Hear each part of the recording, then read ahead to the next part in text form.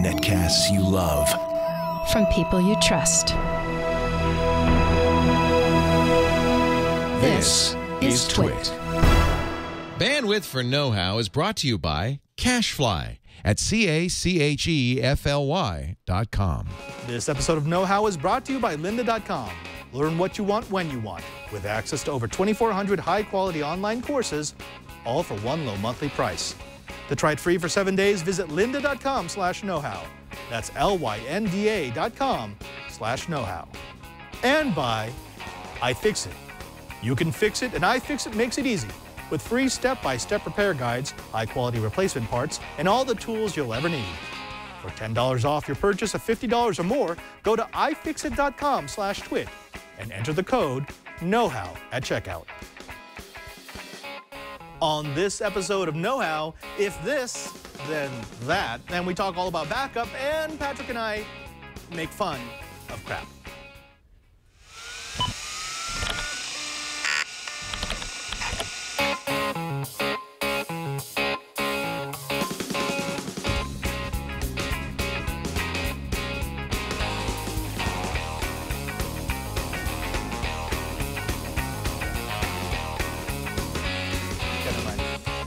Welcome to Know-How. It's the Twitch show where we bend, build, break, and upgrade. I'm Father Robert Balacer. And I'm Patrick Delahanty. And for the next hour or so, we're going to show you some of the things that we've been geeking out to. News stories, projects, DIY maker stuff, and hopefully you'll be able to bring some knowledge back into your own geek life. Now, Patrick, this last week, there was a little bit of buzz, a little bit of excitement in the space community, right? Yeah. Yeah, you heard about the SpaceX thing? Yeah. Yeah, and they unveiled the new Dragon capsule. That's right, the Dragon version 2. Now, the first Dragon was actually fantastic. I mean, it was a privatized space vehicle. It worked well. It docked with the space station. It could carry 7,300 pounds of cargo.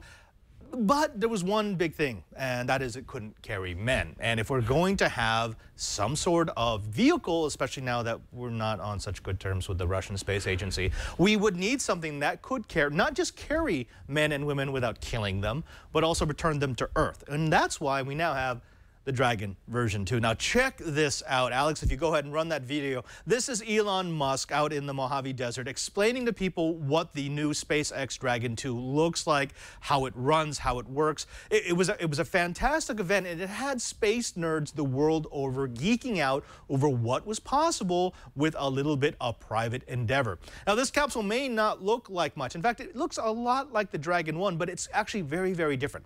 Whereas the Dragon 1 could transport 7,300 pounds of cargo, it could be pressurized but relied on the ISS for air circulation, and it could remain berthed with the ISS for 30 days. It also had to be captured with the ISS robotic arm. It couldn't really maneuver on its own, and it used parachutes to slow its descent before landing in the ocean, which is pretty much what every capsule has done, that didn't have some sort of soft landing boosters. The Dragon 2 is actually entirely different. It can transport a crew of 7, or a combination of crew and cargo. It can maintain its own life support for 7 days for 7 astronauts, which is important because you don't want dead astronauts docking with the ISS. And here's the big part. It can remain berthed with the ISS for 180 to 210 days versus 30 days for the other module, for the Dragon 1. This is important because it means that it's the same longevity as the Russian Soyuz capsule. You could use this as the lifeboat, not just the ferry.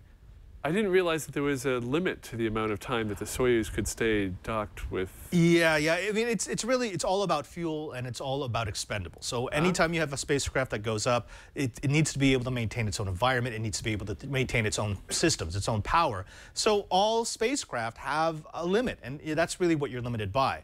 Well, this now has the ability to maintain its own life support, maintain its own power for, more than half a year, which means you could theoretically replace this with replace the Soyuz with a Dragon 2. The other cool thing about this is Elon Musk is saying that they're going to come down from the Russian price. Right now, we're paying $74 million per seat.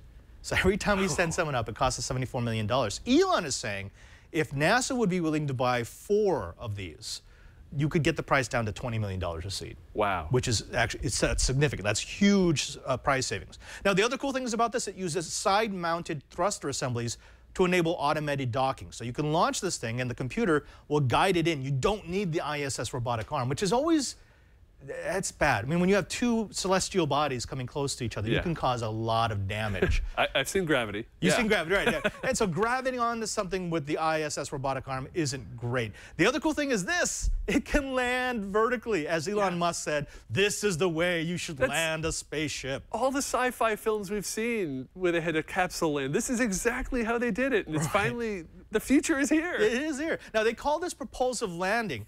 This is the part that I really geeked out when I started reading the specs. It uses 8 engines, 8 of their, I believe they're called the Super Draco engines.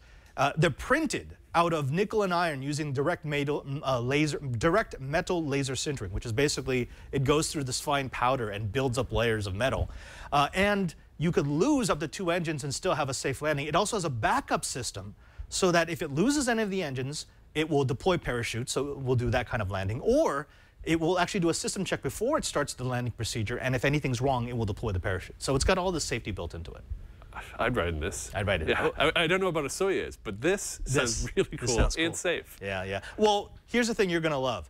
Those engines, those 8 Draco engines, they have them in pods. They're on the corners of the capsule. You know what they call those pods? Pod bay doors? Nacelles. Nacelles. We have freaking nacelles on our spaceship. Now all we need is warp drive.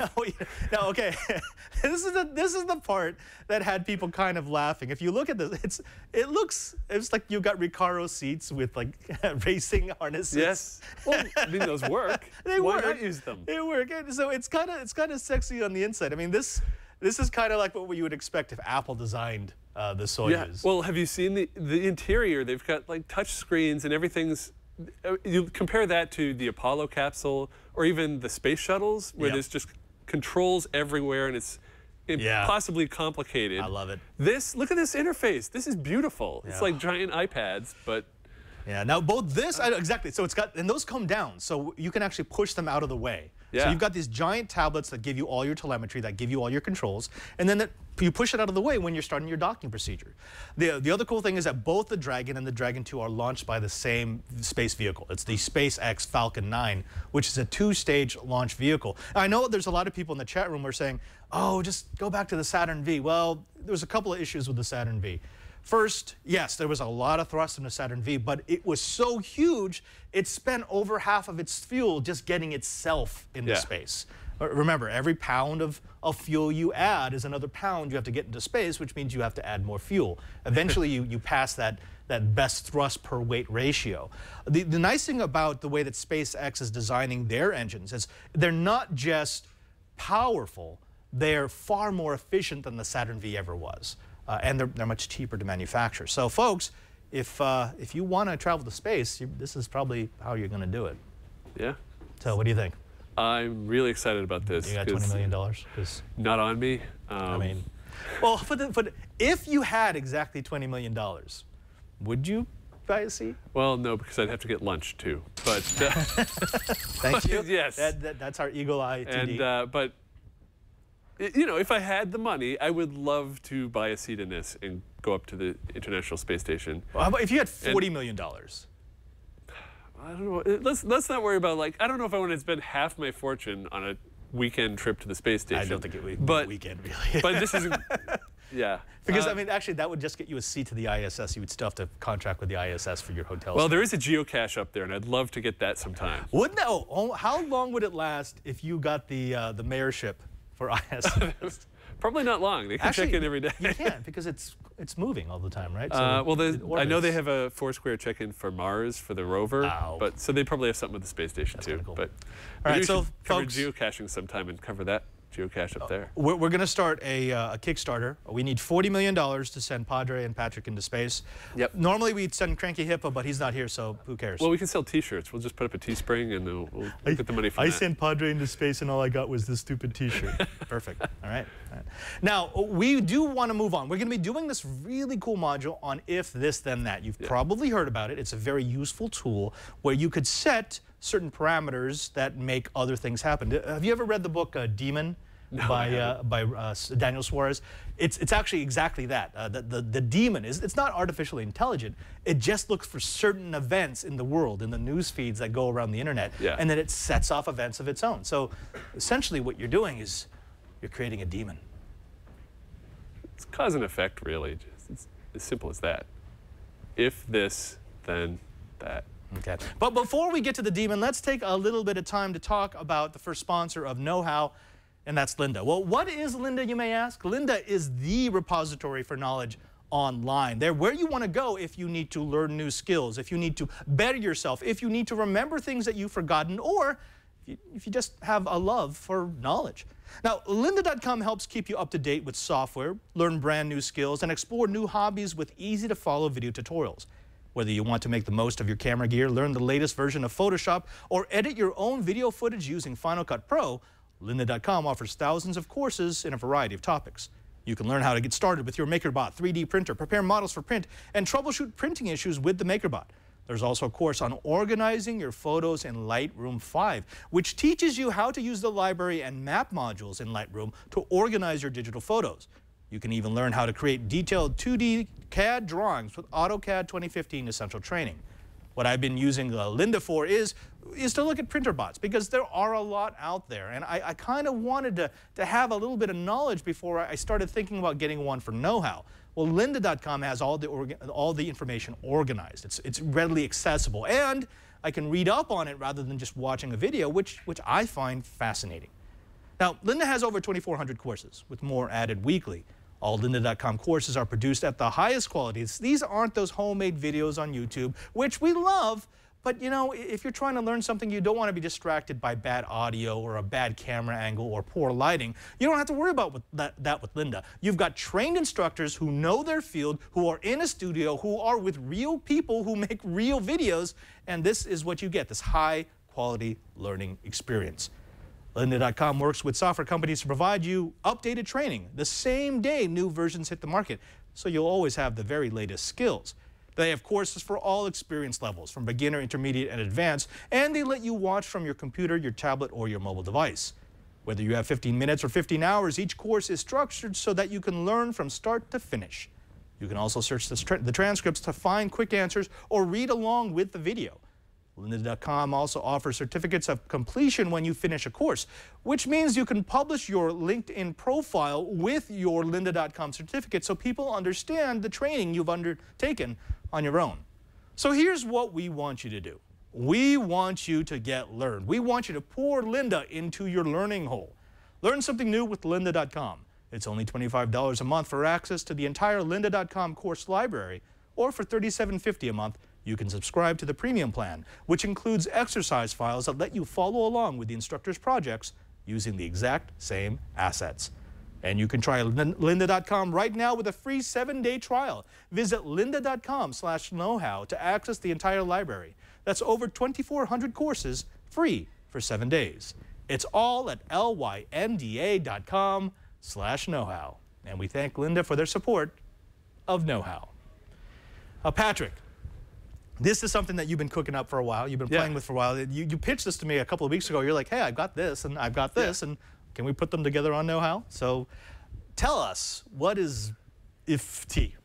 Well, IFTTT is if this, then that. Okay, that makes sense. Which is basically a service that gives you access to 103 different services from Twitter and Facebook and Tumblr and to YouTube and devices on the internet. Hue lamps, even like why things scale. And you can make it so that when one thing happens, something else happens as a result. So you've got the cause and the effect. So the cause would be like somebody favorites one of my tweets, and then the effect would be I get a text.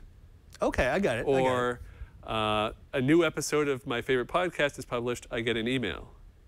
And so this is all automatic, right? I mean, yes, everything automated. Anything with an API, basically. So any service that lets another piece of software touch their hooks, you can integrate with IFTTT. Yeah, it's any API that's supported by IFTTT. But chances are, if they have an API, they've got it in there because they've got 103. And if we look at the list here, let me bring up the list of channels here. It's crazy. They've got like BuzzFeed and Evernote, Gmail, iOS contacts, Android, LinkedIn. Wow, okay, that's pretty comprehensive. Texts, Wemo lights, YouTube, Now, is it really just that simple? I mean, you said, okay, so if someone texts me, or someone tweets me, it sends me a text, or if I get a new podcast, it triggers something.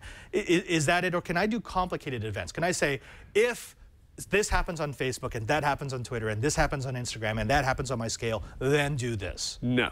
Oh, okay. You can't do anything that complicated. It's literally if this, then that. I got it. And so it has to be one cause and one effect. Okay, okay. Now guide me through this. So it's a cool idea, and I've seen people do it, but show me how you would set up an IFT event. Okay. Well, after you've set up an account on IFT, which is IFTTT.com, you can go and create a recipe. And so we'll go into My Recipes here. Any second. Their site is slow right now. I clicked on it. There we go. All right, so I've already got some that are set up here.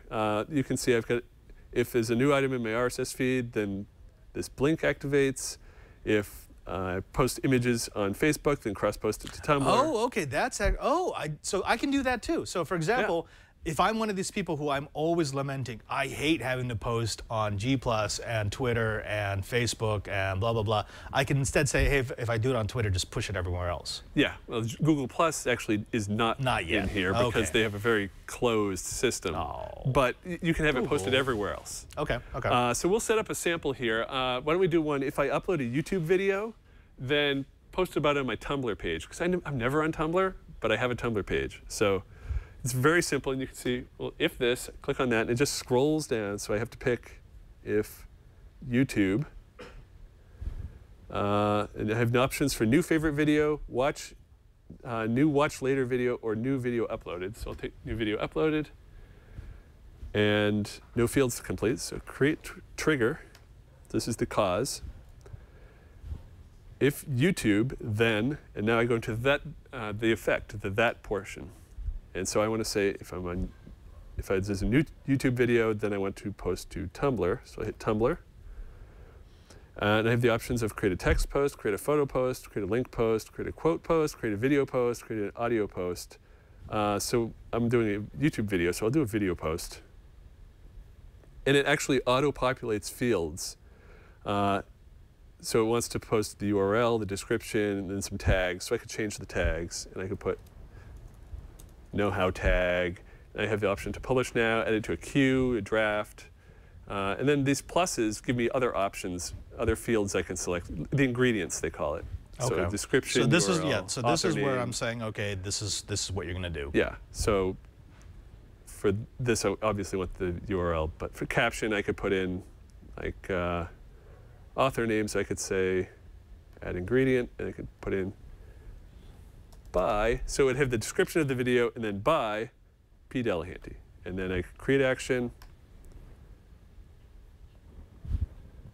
And it takes a second. And it gives me the verification. I can title it something different, but if new video uploaded by Delahanty P, then create a video post on your Tumblr blog. Create recipe. It's creating, and now it's at the top of the list. So every time I upload a video to YouTube, it will post on my Tumblr.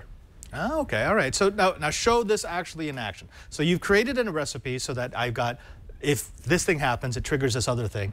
You've also got something that works in the physical world. So it's not just cross-posting on social networks. Now this, like I mentioned, that the scale, it also supports hue lights and the Wemo, so I can turn on my, I have my lights at home turn on automatically at sunset. So the Belkin stuff, it works with the Belkin stuff. Yeah. Oh, and, all right. So what I have here is, it's called the Blink 1.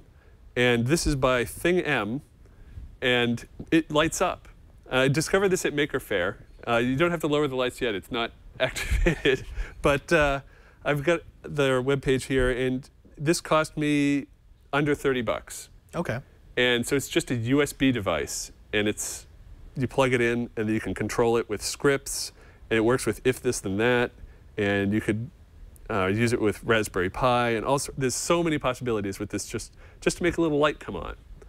And so this is great with if this, then that, because we can make it do a light or a different color or a different flashing sequence on different actions.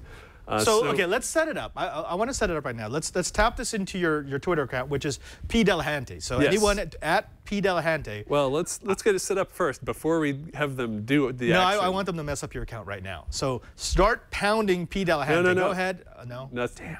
See, IFTTT used to support mentions, but they took that out because of Twitter. Because Twitter reasons. Yeah, they were hitting Twitter too. So what I'll do is I'll set up a if Twitter new follower. I can also do new tweets by me, new tweet by me with hashtag, new tweet in my area, new link by me. Everything is about me, but new follower. So create trigger. Oh, okay. So right now, everyone who's following P Delahante, if you could unfollow him, hey, so that you can refollow him and trigger this, that'd be great. Well, choose channel action. So I will choose the blink, and then send blink event. Now, was that just automatically there, or did you have to add that? Now, you had to tell them you had that module. The first time you use any of these, you have to go and tell it you have the module. Okay, so I had to previously get the ID of this and put it in there. So if I start up a new IFT account, it's going to be empty until I start telling it I'm using these services. And so you'll have to verify your Facebook account, your Twitter, but you only have to do it once. And once it's in there, it knows. So rule name, what it needs here is the rule name for my Blink 1. So there's a configuration tool here with a control panel, and I've set this one up here.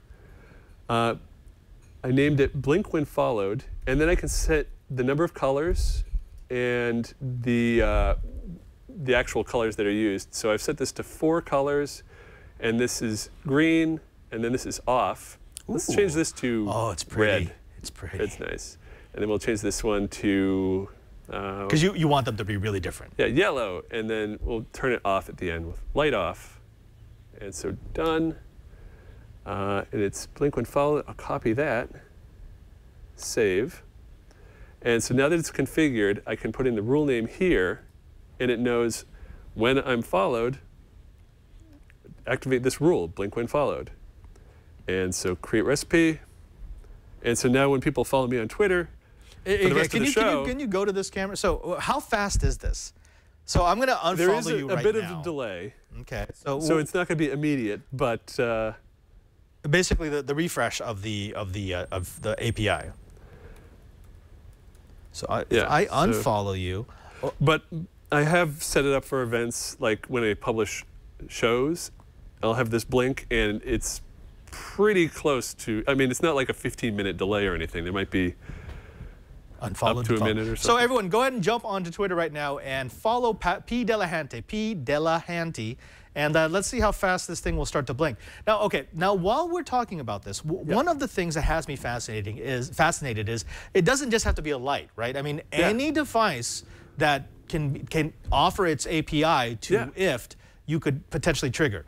Yes, like this why things scale. This I can actually have it tweet out my weight if I really wanted to, but maybe I should do that for motivation. No. I could have it post to my Facebook, my Twitter, Tumblr, and yeah, I mean, there's 103 different services. So now, could I? The possibilities, I could have it, and you can do it by time. You can do weather, ESPN. I have one so when the Red Sox win, it blinks red. Now, let me ask this. Have you seen a lot of people say hacking together some solutions where it can trigger bigger things? Like, for example, I don't know, trigger home automation, trigger alarms, trigger bad things? You could. I mean, they have Waymo motion sensors. So you could make it send a text like, hey, there's motion in my house. But again, you can't do complex recipes because it's one cause and one effect. So Patrick, we can't have it start a Doc Brown style breakfast machine? Exactly. Well, you could have it start it, probably, but you can't have it do all of the things.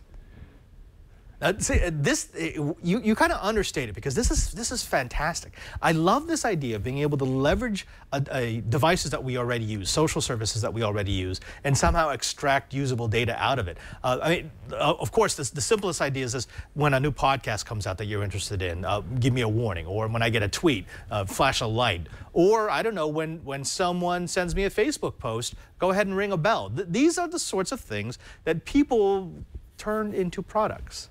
Now, what we're going to do is we're going to go ahead and leave this on. We're going to wait to see how quickly it it will reply. There's a lot of people who are saying they followed about one. Oh, there we go. So that took about 2 minutes. So it took about 2 minutes before it started replying to anything that was happening on Twitter. Not bad. Thank you, Patrick. Yeah. Now, if they want to find out more about this, or they want to find out more about what you're doing, of course, the first thing they have to do is they have to go to P. Delahante, right? Yeah, well, they should be following me already. They should be following you. But if that's not available to them, where do they find out more about IFT? If they can go to IFTTT.com, and you can remember that is if this, then that. So IFTTT.com. And this blink device, you can find that at ThingM. The URL is thingm.com. I still kind of prefer IFT. It sounds, it's catchy. IFT. IFT. Yeah, all right. Well, folks, when we come back, we're going to be showing you, well, a little something with backup. But first, I thought maybe I should bring you back to Maker Faire 2014. Patrick, one of the big issues that a lot of people have with becoming makers is they don't have a place for their maker lab. Yeah, right? I have that problem too. Exactly. I mean, space is at a premium in most places, especially if you live in a city where you can't just like build something really quickly. Yeah. You end up with people emptying out old dens or emptying out in a garage, which is not ideal. You don't. I'm trying to make a Groot costume, and I don't have a place to do it. Exactly. you want a place where you could set up your gear, set up your tools, and just have it ready to go. For example, I have a friend right now in San Francisco who he's a great maker. He does a lot of cosplay stuff, but his lab is the kitchen table, so he always has to move his stuff in and out. Pain in the butt. Yeah, I know that issue so well. Well, what if I told you that you didn't have to do that? What if I told you that you could just drop something in front of your house, no permits, no nothing, and that becomes your makerspace? Really? Yeah. Hey, Alex, hit me.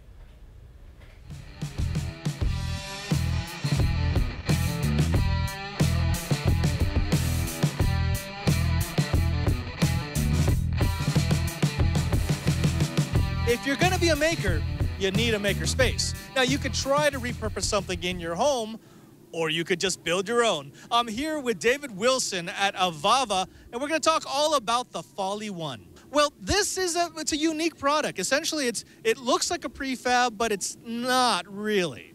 This is what we call a flat pack construction. It's pre-assembled. And we have 18 parts that make up the main structure that you see behind me. The idea is that any two people could put this together in a matter of minutes using common hand tools. Now, we just saw you both disassemble this thing in about 10 minutes and put it back together in about 13. And it's designed out of wood. It's designed so it could be compressed down into, what is it, 8 by 12, which means that you could shove roughly 15 to 20 of these in the back of a 40-foot trailer. Yeah, that's the idea, is that we can put a lot into a small space and then make a lot bigger spaces down the road, wherever you need them. Okay, now I get that, and it's cool. I love the ability to sort of pop up a city, a little structure when you need it. But what are you selling this for? I mean, what market do you want this to go in? Is it disaster preparedness? Is it just temporary structures?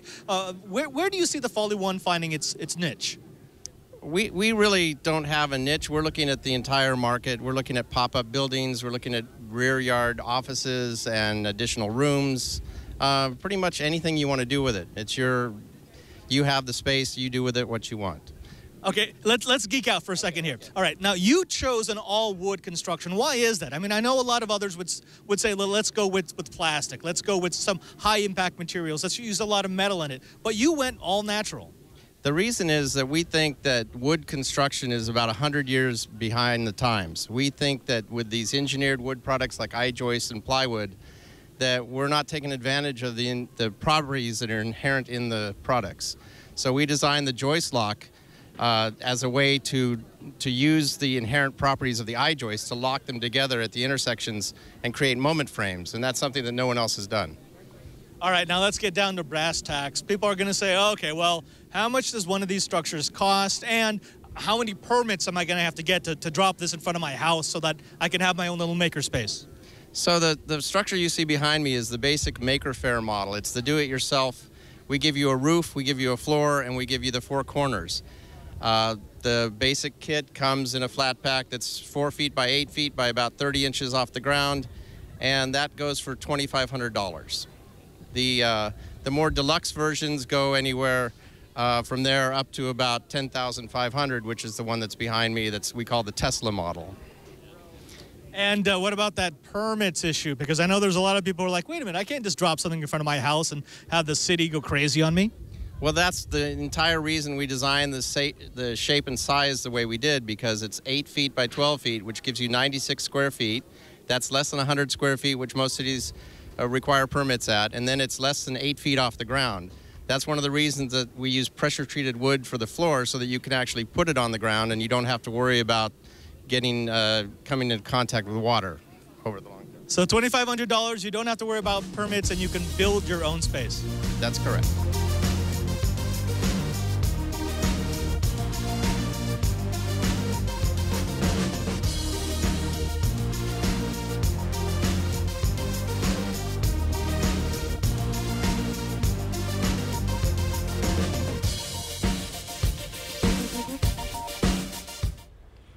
Now, obviously, there's some profit built into there, because $2,500 for that.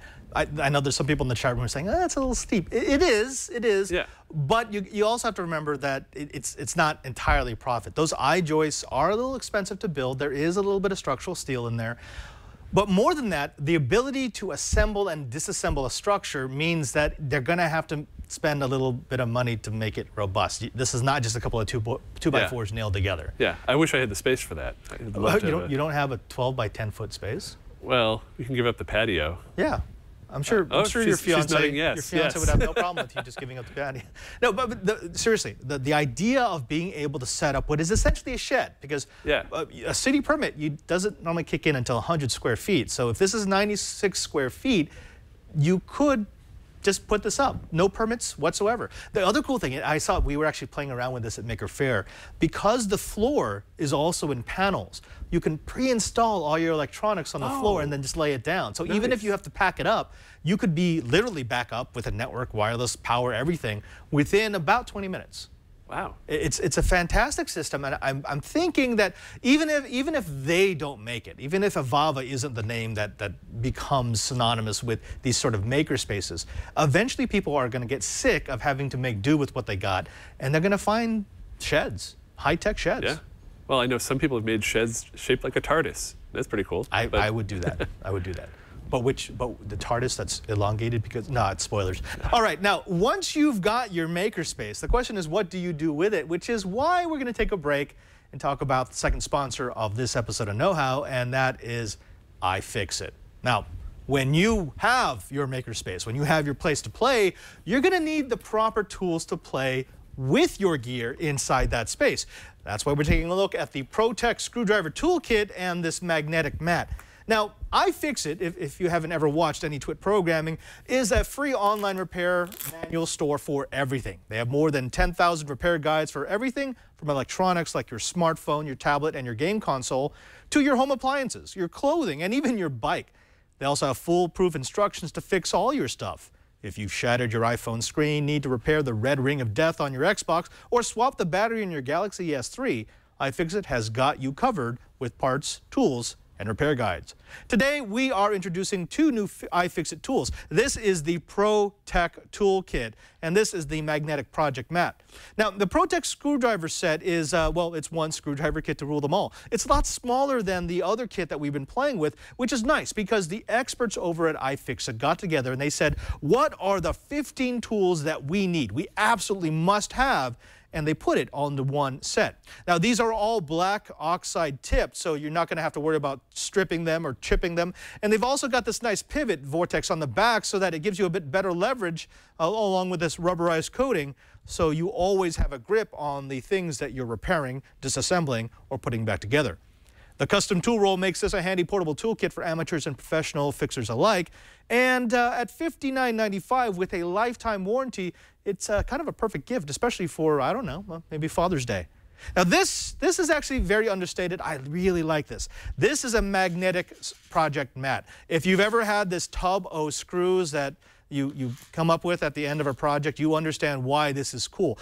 One bump, one trip, one drop, and all your screws go everywhere. And even in a container like this, you don't remember where these went. Well, what you can do with this, is put them on the project mat and separate them into the quadrants that you took the devices for. This is a dry erase board, so I can label where these screws came from in my individual projects, and because it's magnetic, I don't have to worry about my screws going all over the place. You'll never lose another screw for $19.95. Not a bad deal at all. Now with iFixit, you can fix it yourself. Visit ifixit.com/twit for more than 10,000 free step-by-step guides. iFixit also sells every part and tool that you'll ever need. Enter the code KNOWHOW at checkout and you'll save $10 off of any purchase of $50 or more. That's ifixit.com/twit, and we thank iFixit for their support of Know-How. Boom. Stay right there. Yeah, no. Except for there are a couple of non-magnetic screws here. Oh, that's plastic. Oh, well, yeah. Burke. Burke! What's wrong with him? All right, now, let's get away from iFixit. Let's get away from our makerspace. Wrap this back up. One of the questions that we've received from our audience members over at our Google Plus community page is all about backup, specifically about 321. You've heard about 321, right? 321 Contact? I used to watch that all the time. No, gosh, you old people are weird. No, I'm talking specifically about 321. That's the backup methodology. The idea that if you think you have a backup, but you don't have 3 copies on 2 different types of media, at least one being in a different space, then you really don't have a backup. I mean, right? That's how it works. If you don't have those 3 copies, you just have to assume that you're going to lose your data at some point and you're going to be very, very unhappy. Yeah. Yeah, yeah. I mean, do you follow 321? No. I should. I have backups, but they're all in the same place. Okay, so you understand the problem there, right? Yeah, if my place burns down while I'm here, I'm in trouble. You're in trouble, right. Which is why we always want to make sure we have that 321. But one of our audience members by the name of, I'm sorry, let me find him here, John, what was it? John Mink. He wanted to know, he watched an episode of Twitkh where we were talking about 321. We were talking about backup for Soho, for Twitkh. Might be a little bit outdated. If 321 worked really, really well when we had a couple of floppies worth of data. It worked really well even when we had like a hard drive or 2. But now that many of us have multiple terabytes or even petabytes, 321 is... It's tough. It's really, really tough, right? I mean, imagine, okay, I just in my lab, so not including the stuff that I've done here at Twitkh, just in my lab alone, I have over 5 petabytes worth of data. There's no way I'm going to be able to make 3 copies of that. It's not going to happen. Now, a lot of that is static, but still, trying to buy 15 petabytes worth of storage space is going to be crazy expensive. And not only that, if I ever have to sync and I have to keep that data in at least one other place. It's going to take a long time to sync up all that stuff. Yeah, it's a nightmare. And I personally think that 321 is a great idea when you can have it. But I am now pushing a graded view of backup. Yeah. Yeah. Okay. So this is what I think. The idea of 3 copies of 2 different pieces of media, one other place, is the ideal, and I think that you should still do that on anything that's vital. So for example, in my personal network, if I have documents and personal photos, things that are absolutely irreplaceable, I still follow 321 to a T. I always have 3 copies. They're always going to be on 2 different types of media, and I'm always going to have something that's off-site. But when I start dealing with things like assets, video assets, that they're important, but they're kind of replaceable. I mean, yeah, sure, the stuff that I shot down in Brazil or the stuff that I shot in Russia, that stuff it's hard to come by, but I mean, I can probably scavenge stuff if I ever needed to create a project. Well, I'm going to start weighing the importance of that data against the fact that I don't want to back up 5 terabytes that it took for Russia or the 15 terabytes it took for Bolivia and Brazil. So this is what I do. This is how my graded system works. Mission critical data, 321. Cloud service cloud service counts as a copy, but it does not count as another physical place.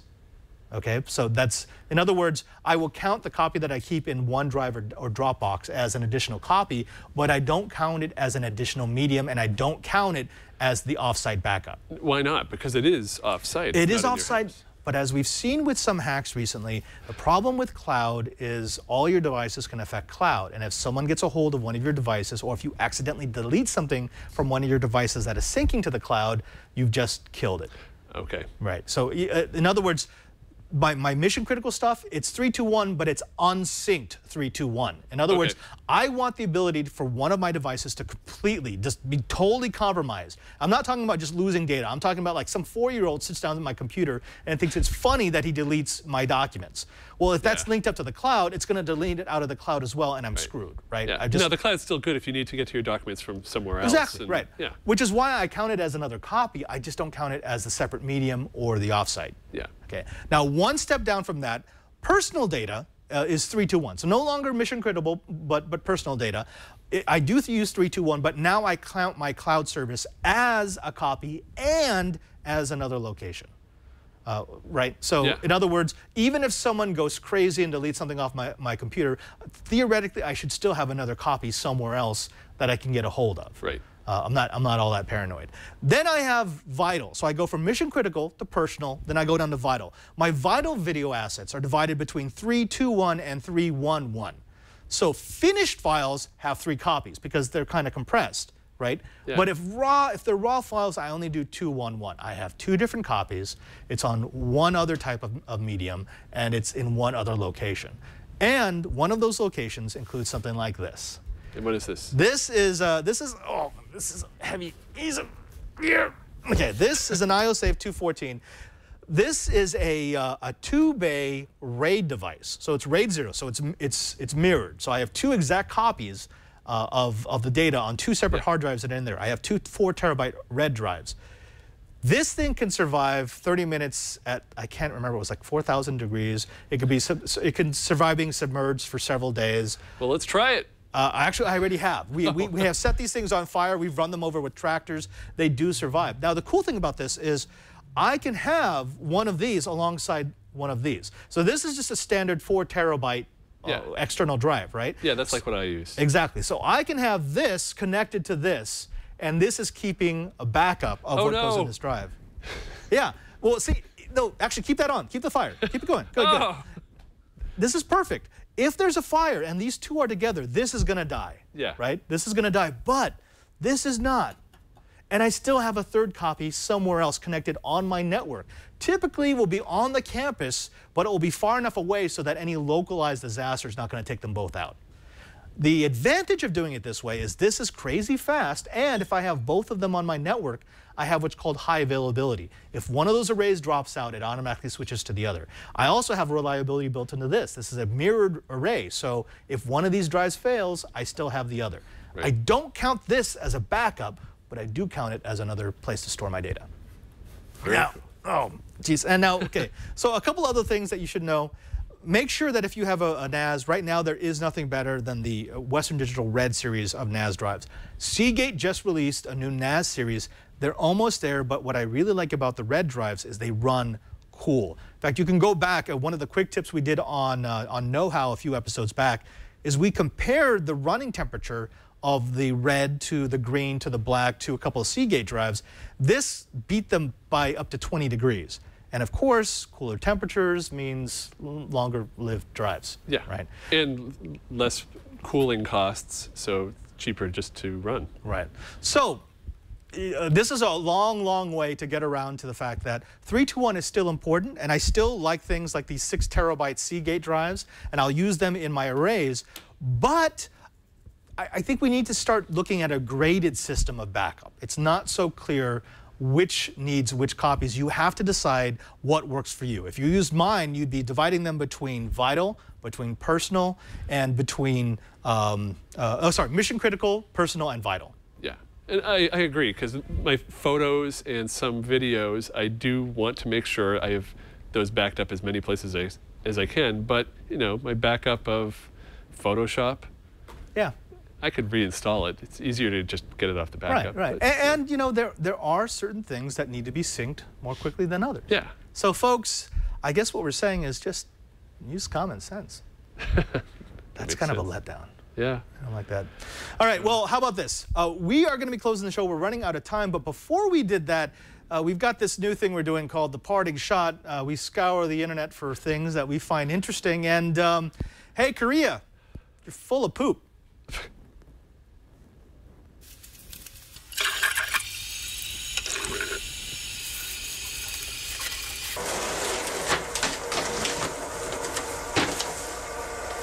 What? Yep. So this, in Korea, this is, they decided that plungers are dirty and nasty and disgusting. So instead they use this thing to create a seal around the toilet. Now, this is important to check the seal multiple times. It has to absolutely be sealed to the basin. And then you flush. Now, this is my favorite part, Patrick. Here we go. No! No! What are you doing? Oh! No! Now I know why it has to be sealed. No! There's one leak. Oh, that's just... Oh, don't push it again. No, what are you doing? Oh my God. This could go very bad very quickly. No. Man, Korea's But now weird. now there's a vacuum in there. Okay, see, now what I've done is, yeah, I don't have a plunger, but now I have a piece of really nasty plastic. I don't. Now, do they have to be brown in this demo? I know. Oh. Okay, now, we applaud cool ideas and innovative ways to deal with common problems here on Know How, and this is kind of innovative. Here's the thing. There's a few things that are wrong with this. One, and you pointed this out. One is they used brown water. They use blue water in those commercials for a reason. Absolutely. But the other thing is, you're only one little poking tear or one bad seal from having a horrible, horrible day. Can you squirts out? You pressurize the poop, okay? That's not a good thing. And it's plastic, so I can imagine someone being a bit overzealous going, why won't this flush? Okay, and even if it works as advertised, here's the other problem. You know how water comes out of the top of the bowl into the bottom? Yeah. Well, you're allowing it to go all the way up to the top, and then you're pressurizing. So essentially, you're pushing the crappy water back up into the water reservoir, which means you're giving yourself an upper decker. I don't know. Why did I agree to be on this episode? No. No. Okay, so that happened. Okay, that happened. Hey, all right. did you see I set up a if this then that for if there's a new item published in the Know How HD feed, then it goes to blink. And it's going to make it blink when this episode's published. Okay, well, we're going to keep this on the drop cam so you can watch it. Now, one quick parting shot. We're going to be doing a couple of episodes on Know How coming up, if you can go to the overhead shot, that are all about this. That's right. Folks, if you grew up like me building remote control models and you were just geeking out over them, guess what? There's a lot of lessons to be had in remote control models about the DIY lifestyle, about making stuff. We are going to be building some high-performance models, some really cool, flexible models, and then Brian and I are going to break stuff. Yeah? So you can Going to do some battle bots? Stay tuned for that, maybe. Yeah. Yeah. We'll see. We'll see who gets to sponsor us. Until next time, remember that you can always find our show notes. I know we covered a lot of material here. You can find them at twit.tv/KH. There you'll find not just all of our episodes, but you'll be able to see the notes that we've published for each one of those episodes. And I know, like, for example, what Patrick did with IFT, it's going to be a little different. You're going to want to make sure you know what's going on. What I'm going to be doing with the backup, those notes will be in there. Make sure you check it out. Make sure you find what we're doing, and make sure that you follow us. Also, you can't reach us on email. I mean, you can write us at knowhow@twit.tv, but we're not going to answer. Instead, what you should do is go to our G+ community. That's gplus.to/twitkh. There you can join 6,600 people and growing as we discuss the things that are important to us. You can talk about cool new technology, cool new tools that you've seen, and, I don't know, answer the question of a noob or two. It's all part of being a know-it-all. Also, you can find us on Twitter. One of the easiest ways to figure out what we're doing in the next episode is follow me on twitter.com/PadreSJ. That's at PadreSJ. Or you can find our sometime co-host at P. Delahanty, and they're probably following me already if they followed our advice with if you're getting that thing's flashing like crazy with all your new followers. Oh, and by the way, I got at least one. Also follow our TD Alex at AnElf3.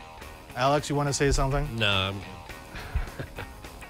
Until next time, I'm Father Robert Balacer. And I'm Patrick Delahanty. And now that you know, do it now.